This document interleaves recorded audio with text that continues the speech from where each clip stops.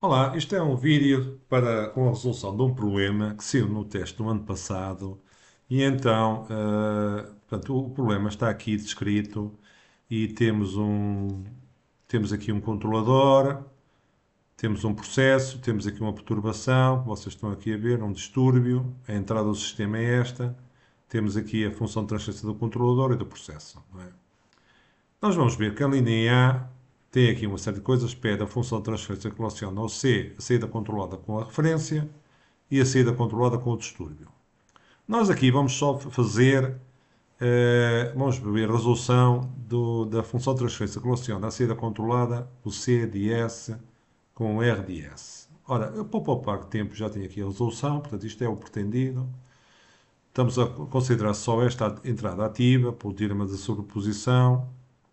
Esta é nula, o D de S, e então o que nós temos de fazer é identificar o H, portanto o H de S que vocês estão aqui a ver é 1, a função de transferência de realimentação é 1, e aqui a função de G, neste caso, vai ser o produto destas duas, que é o que está aqui do controlador para o processo. Não é?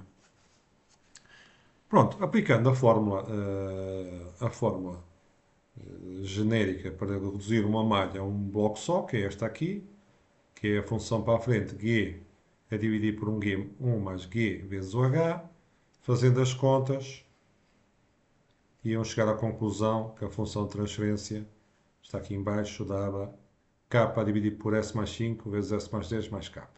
Ok? Ora, a novidade disto é que nós pedimos ao chat GPT na aula para ver, portanto, eu inseri a imagem, como vocês estão a ver, ele está aqui a usar um português meio do Brasil, e através da imagem, ele explicou logo sem mais o que era a imagem, não é? E eu disse-lhe então que a função de transferência do controlador e do processo, qual é que é a função de transferência da malha fechada? O C sobre o R. E ele, cá está, vocês estão aqui a ver, determinou a função passo a passo. Só que simplificou e fez as contas, não é? Não é?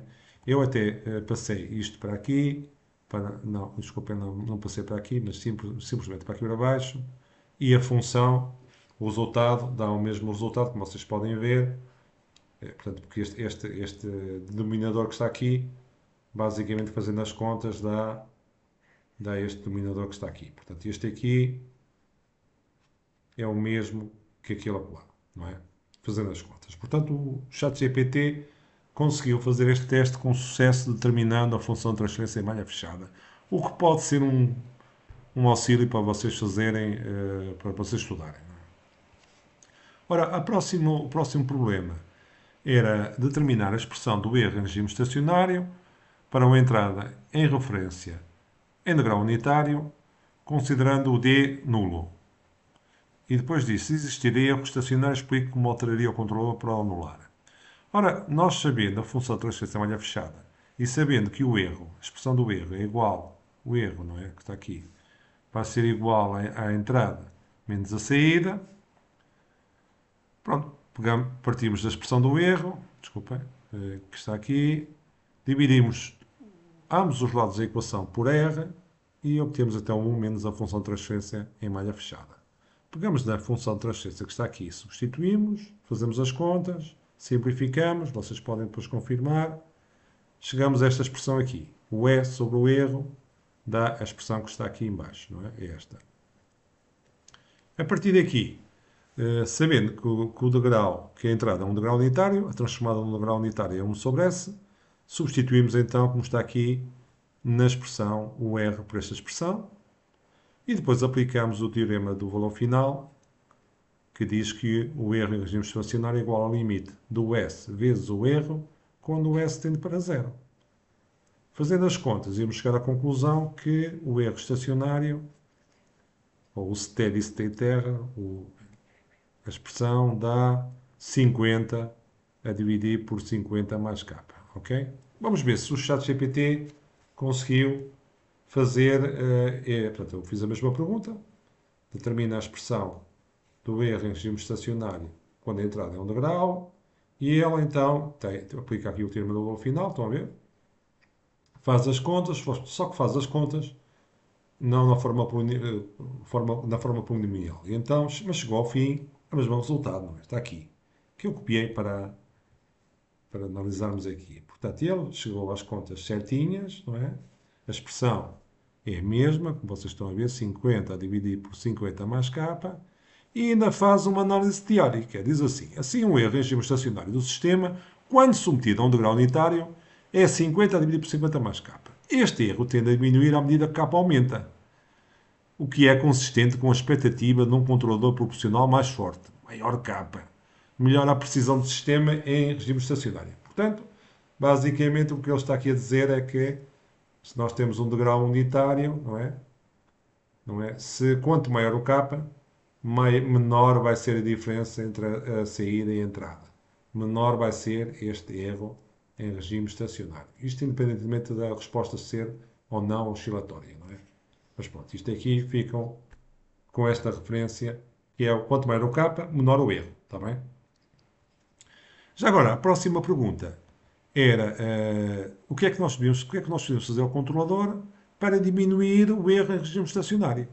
E eu também pus esta questão aqui, na aula, explico como alteraria o controlador para anular o erro estacionário. Ora, diz ele o seguinte, para anular o erro em regime estacionário, em resposta integral, está aqui, é necessário modificar o controlador de maneira que a função de transferência em malha fechada tenha um tipo de sistema que permita a um erro em regime estacionário nulo para este tipo de entrada.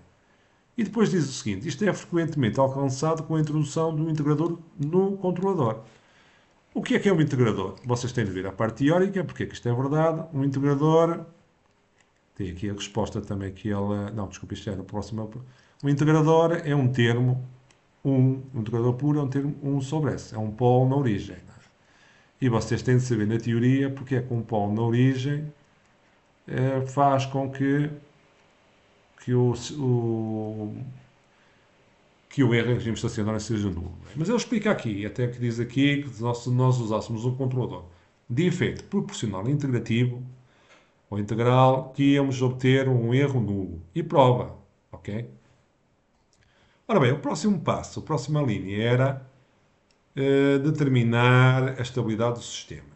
Este é um sistema de segunda ordem, nem era preciso aplicar o critério de Rault, mas aplicando o critério de Rault, a matriz de Rault está aqui, isto é aplicando o critério de Rault, íamos então obter aqui a matriz, vocês já sabem como é que isto aqui é obtido, e chegamos à conclusão que o sistema é estável se todos os elementos da primeira coluna tiverem sinal positivo, ou não tiverem sinal de mudança de sinal. Neste caso, isto era conseguido se o k fosse maior que menos 50.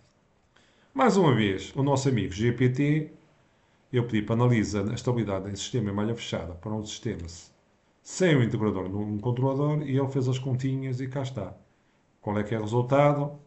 O resultado é, com base na análise de Rault-Hartwig, ou Rault-Hartwig, o sistema em malha fechada será estável se k maior que menos 50.